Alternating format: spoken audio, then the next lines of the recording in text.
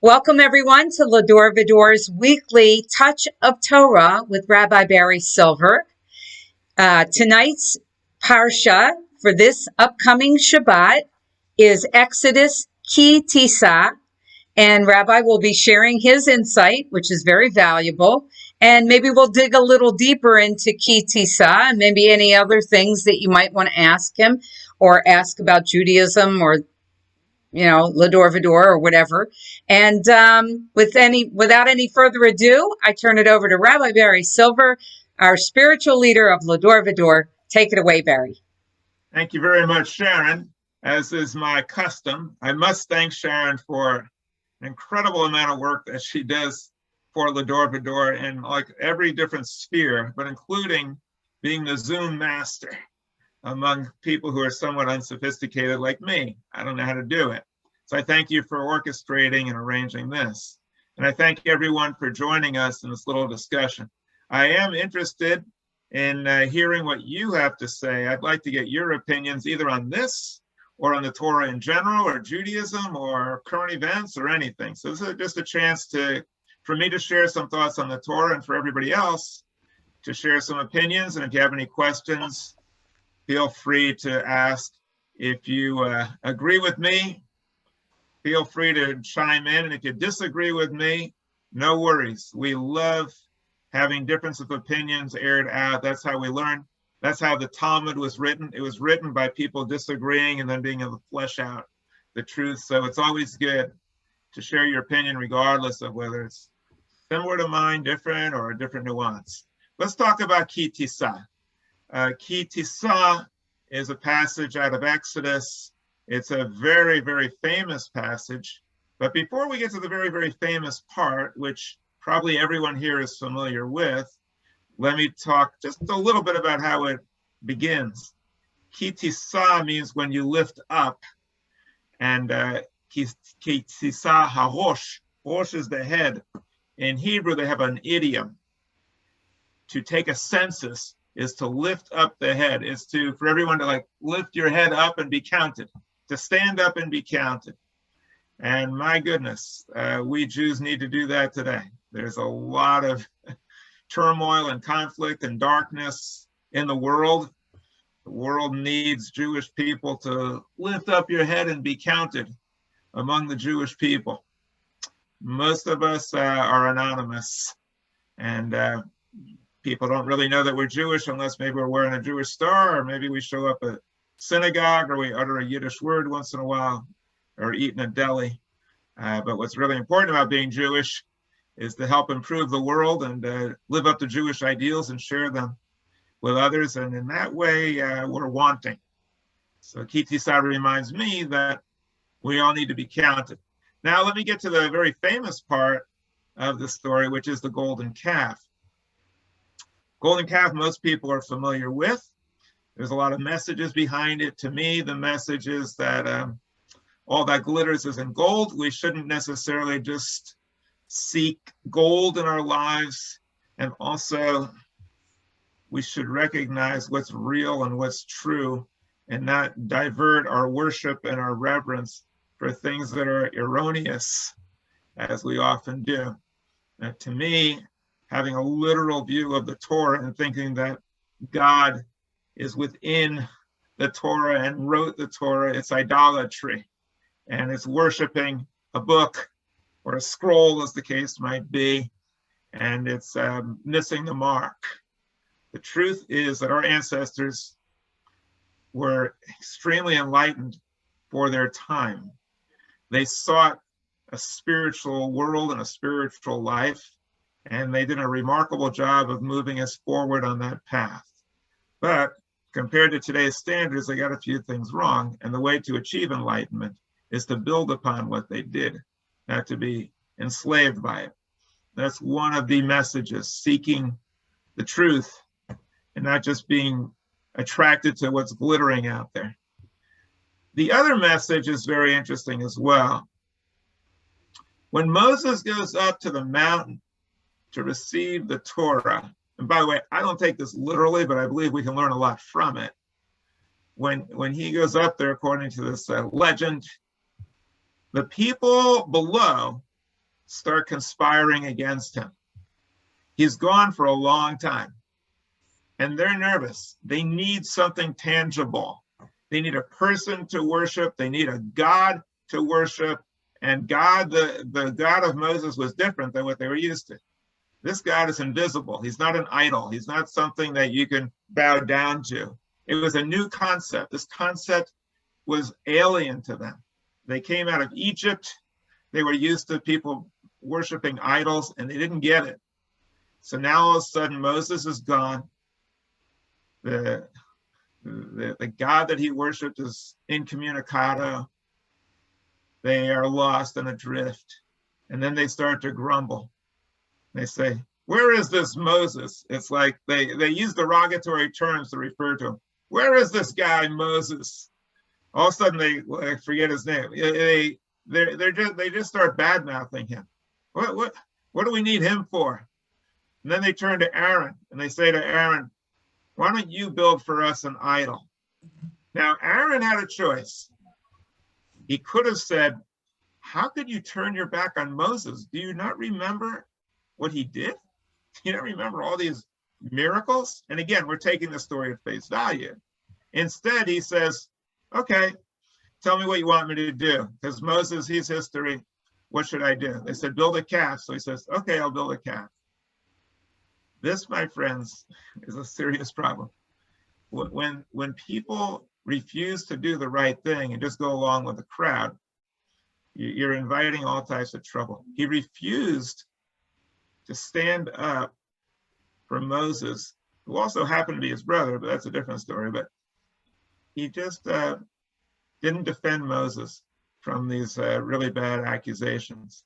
And he didn't defend this great concept that Moses had because it was different. And he just figured, I'll just go along with the flow and everything will work out. Not a good idea. As we can see from the story, that's not a good strategy. God was really mad.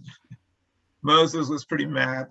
And what happens in the story is, I don't want to give away the whole thing. I'm sure you're familiar with the golden calf, but lots of people get wiped out in various ways because of the disloyalty. Just want to share something interesting about the history of Va-Dor. My father was the rabbi over at a place called Temple Sinai in Delray Beach. And he did things a little differently too. My father had a great sense of humor, told lots of jokes, and brought in big crowds. Some of the board thought, I don't want a rabbi who tells jokes. I want somebody who's more serious. My dad was doing interfaith weddings when nobody else did. Some of the board thought, I don't like that. And then he also invited people of different religions. And he also, which was a big sin for some people, he actually talked about what was going on in the world.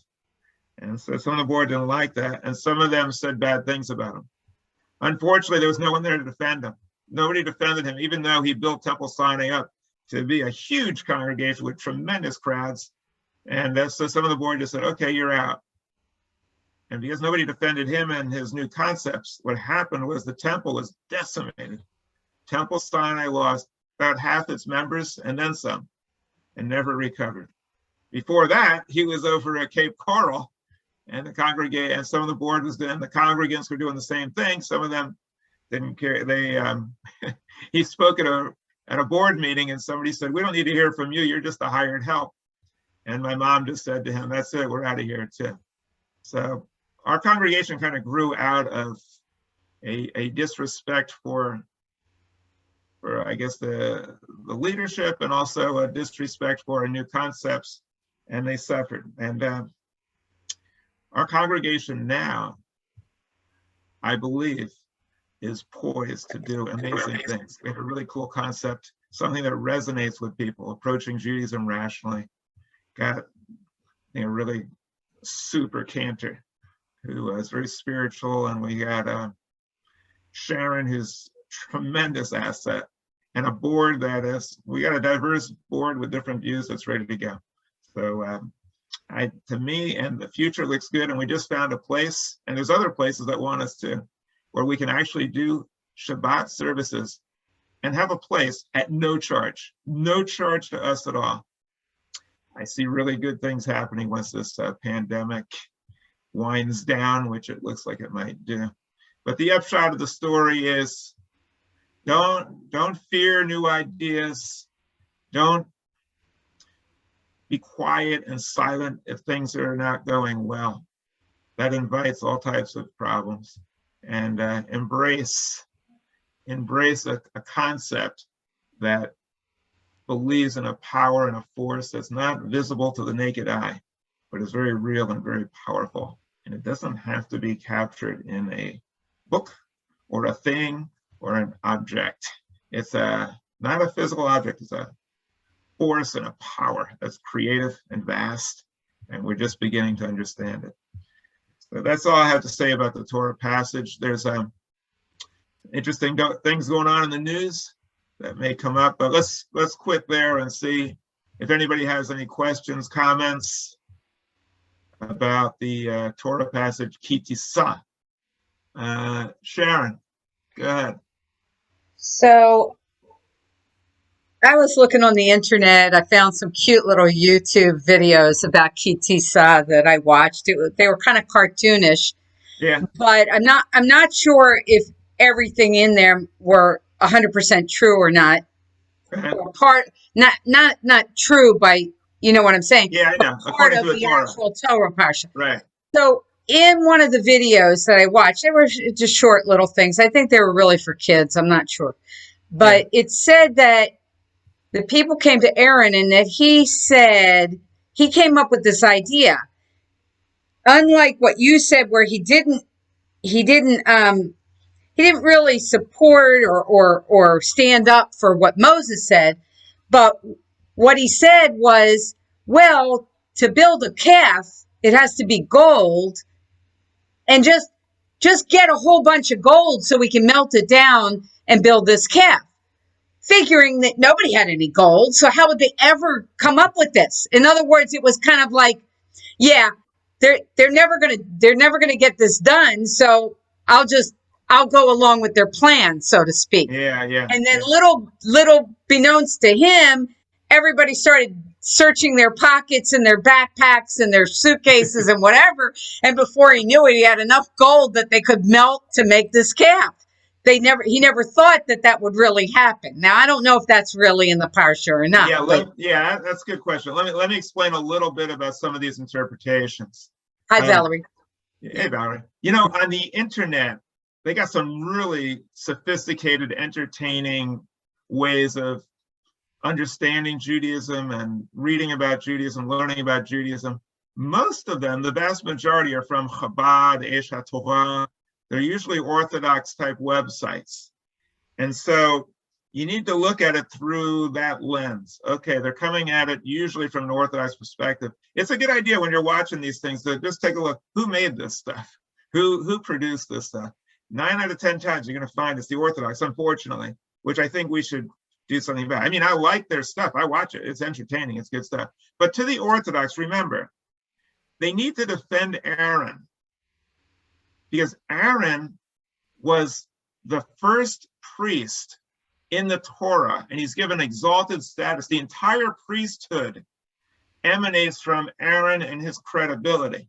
If you challenge Aaron's credibility, then you challenge the priesthood and the entire structure of the Jewish religion in the desert. And so they're going to back up Aaron. So they're going to tell you a story. Well, Aaron was really sophisticated. He realized that if he put some impediment like, bring me all your gold, they're going to say, no way, or I don't have any gold. And so he was really trying to prevent them from doing it, even though if you read the Torah, he completely folds and caves in and doesn't utter a word. First of all, he doesn't defend Moses when they're trashing Moses. He doesn't say anything to defend Moses. And then he also just goes along with it. Obviously, if you're in those days, if you're going to make an idol, it's not going to be made out of paper mache or wood. Idols are gold.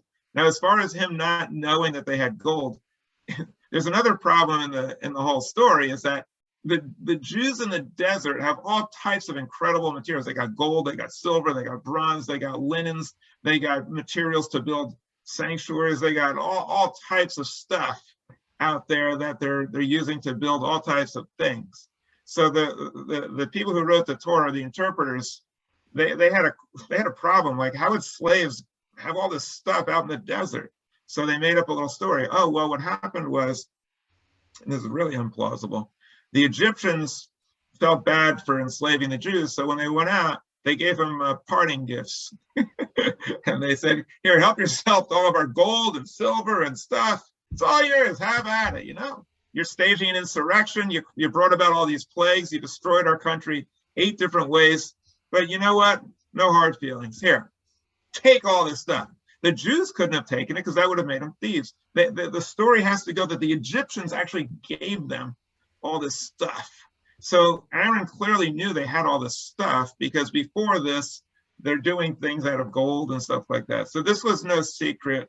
This was not something that Aaron didn't realize. Now, I guess it's possible to say that maybe he thought they wouldn't want to part with it, and so maybe it was a safe bet, but that that he didn't know they had it is not plausible. Aaron, if you read the story in the Torah, he just completely folds like a tent. He was bad news. Anybody else? Sid, Go ahead, Sid. Go ahead, Sid. You look like you're muted. Okay. Go Go ahead, Sid. You know, to go along with what you just said, Barry, is that before they built the calf, they built the ark. Mishkan. Yeah, the Mishkan. Yeah. Exactly. So there was plenty of gold to go around, because I don't think that they dismantled the Mishkan in order to make the calf. Yeah. So that's, yes, they had all types of gold and silver and everything else, everything you could think of. Yes. Exactly. Yeah. Thank you. Thank you. Thanks for your comment. Anybody else have anything they'd like to say about this? Because there's other stuff going on that I think it's worth commenting on.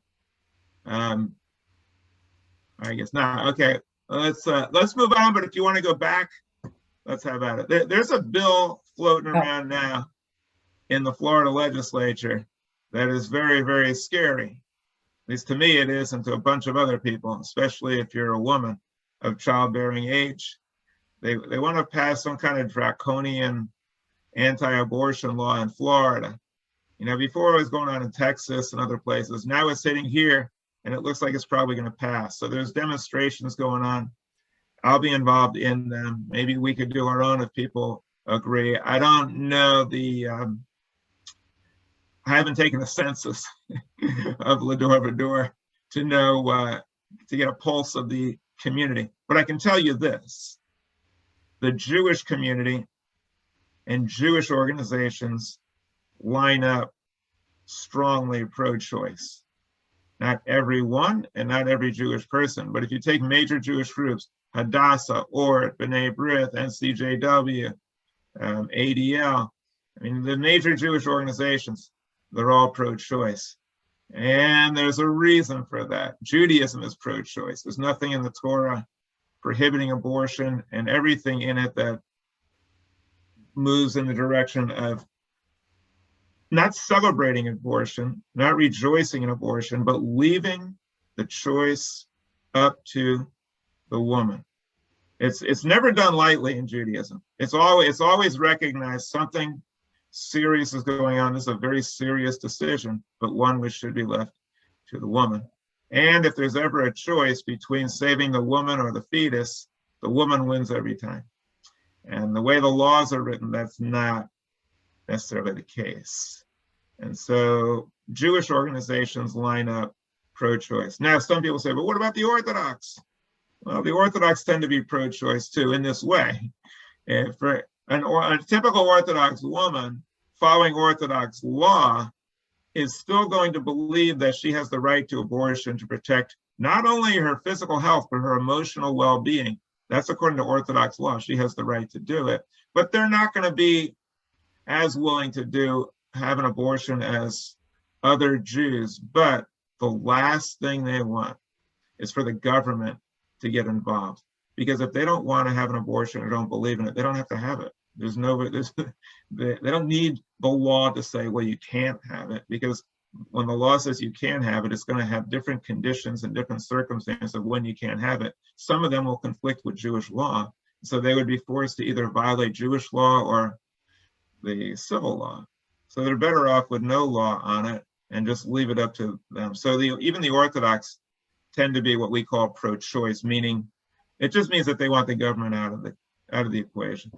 So for society, if women don't have access to abortion, it's very, very scary. In those countries where they don't, there's poverty, cycles of poverty, abuse of women, women dying in childbirth, and it's just a whole host of problems.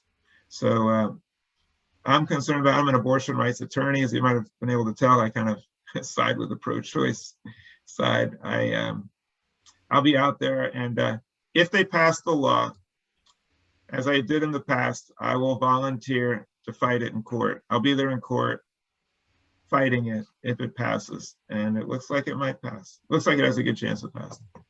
Anybody want to comment on that or on anything else? I'll let Valerie go. Looks like Valerie wants to say something. I have a question, Barry. You know, in this country, in this government, if you will, in this our society, our system, if somebody doesn't want to get inoculated for religious purposes, that is respected. So if Jewish law says that we have a right to have an abortion, why is it not approached from that perspective, since the government is scared, pardon my French, SHIT list, to get involved in any kind of religious conflict? So if it has to do with religious rights and freedoms, and we don't have to get inoculated for religious purposes, why can't they climb on that wagon and go ahead and fight it with under those with that idea that you know what, Valerie, you have a great legal mind, and I would say a great mind from Jewish tradition, because they passed a law called the Woman's Right to Know about maybe 20 years ago, and I challenged it in court. And one of my main arguments was the one you just raised. I said, by having a blanket law, you're not respecting not just Jews, but all types of people who all have different opinions on it. And you're going to force them to violate their religious law, and it's a violation of religious freedom. Your argument is 100% correct, and it will be used. There's no exception in this law for religious freedom. There's none. And I do understand the sentiment of sanctity for life. I really do. I'm not one that thinks, oh, abortions have no consequences, no big deal. It is a big deal. It's a very big deal, and it's a very big decision. And it shouldn't be taken lightly, but it should be taken by the woman. And to me, if a woman decides, I don't want to have a child, and the government says, too bad you're having one, that's scary to me. Either she's going to be a horrible mother and she's going to unleash on the world some kid who's not wanted, or she's going to give it up for adoption. It's going to be in the ranks of, like, there's so many people waiting to get adopted, and they're never going to make it. The vast majority of people are never adopted, and they're going to have all types of issues. So your argument is very sound, and I'll be using it if it gets to that point.